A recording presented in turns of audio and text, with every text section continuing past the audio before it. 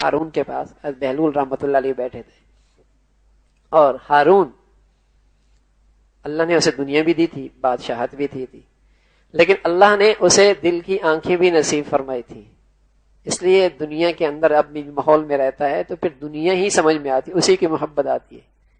جہاں آخرت کے تذکرے، نیک دوست، نیک ساتھی، اچھی صحبت، وہاں کچھ آخرت کے وطن کی بھی باتیں ہوتی ہیں، تو دل کی آنکھیں اللہ نے اسے دے رکھی تھی، کچھ گھڑیاں اچھے لوگوں کے ساتھ اٹھا بیٹھا کرتا تھا تاکہ وہ وطن یاد رہے جہاں جانا ہے۔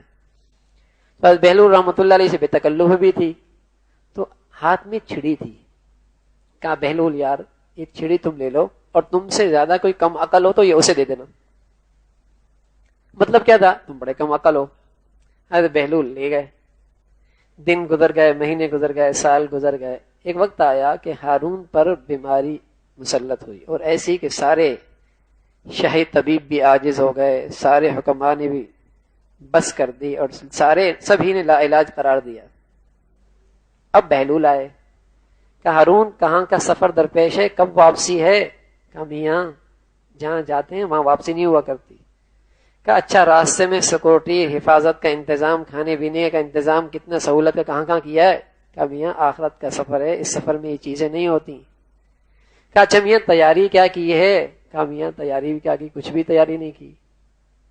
تو بہلول نے وہ پرانی چڑی ہارون کے ہاتھ میں دے دی، کہا میاں چھوٹے چھوٹے سفر ہوا کرتے تھے، مہینے پہلے تیاری کیا کرتے تھے، راستے میں سیکورٹی بھی کھڑی کر لیا کرتے تھے، اور اپنے تحفظات کا بڑا اہتمام کرتے تھے، مجھے لگا تم سے زیادہ کم عقل کوئی نہیں، یہ چھڑی تم لے لو۔ ہارون کی آنکھوں سے آنسو آ گئے، کہاں واقعی سب سے بڑی کم عقلی تو ہماری ہے کہ اتنا بڑا سفر درپیش ہے۔ میرے عزیزو آپ نے بھی یورپ جانا ہوتا ہے نا، اور پھر جانا بھی سال 2 سال کے لیے ہو بلکہ 10 سال کے لیے، تو کیا کرتے ہیں؟ بہت پہلے انتظام شروع کر دیتے ہیں، ارے میاں 10 سال کے لیے جا رہے ہیں، کاروبار یہ سب سمیٹ لو۔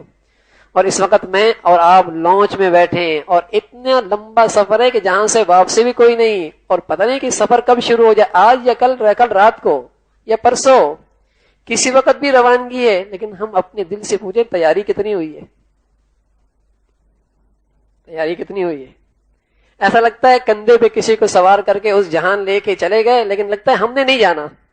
ایسی غفلت ہے، ایسا مردہ پن ہے اندر، ہاں ایسے جسے کہیں کہ دنیا پرستی کا چمڑا چڑھا ہوا ہے اندر دل پہ، کہ دین کی بات اثر کرتے ہی نہیں۔ میرا نبی کہہ گئے حب الدنیا ایک ایسا مرض ہے کہ خیر کی بات اندر اثر کرتی ہی نہیں۔ مسجد میں بات سنی، دین کے حلقے میں بات سنی، باہر گئے سب بھول گئے، کوئی زندگی کا رخ رنگ ڈھنگ نہیں بدلا۔ یہ دنیا کی محبت کا چمڑا ہے، گندگی ہے جو آج دل پہ مسلط ہے۔ مرتے ہوئوں کو دیکھتے ہیں، قبر میں اتار کے رکھ کے آتے ہیں، اپنے ہاتھوں سے کفن پہناتے ہیں، لیکن ذرا یہ احساس بھی نہیں ہوتا، ہو سکتا ہے کسی لمحے اس سفر پر میری بھی روانگی ہو جائے۔ یا صاحبی لا تغترر بتنعمی فإن النعیم یزول والعمر ينفذ وإذا حملت على القبور جنازة فاعلم أنك بعدها محمول۔ اور میاں جس کو لے کے جا رہے ہو تم نے بھی یوں ہی جانا ہے، ان نعمتوں میں دھوکے میں نہ پڑنا، یہ سب چھوٹ جا کرتے ہیں، گھر بھی، دولت بھی، فیکٹریاں بھی، پیسہ بھی، واہ واہ بھی، عہدہ منصب بھی، کوئی نہیں پوچھتا۔ جب وقت آتا ہے تو سب دھرے کا دھرا رہ جاتا ہے، اور تمہیں بھی اسی طریقے سے کندھوں پہ لے جائے کوئی۔ تو میرے عزیزو سارے بد اخلاقی کی بنیاد، سارے بد اخلاقی کی بنیاد حب الدنیا رأس کل خطیہ، دنیا کی محبت ہے، اور ساری خیروں کی بنیاد اللہ آخرت کا شوق نصیب فرما دے۔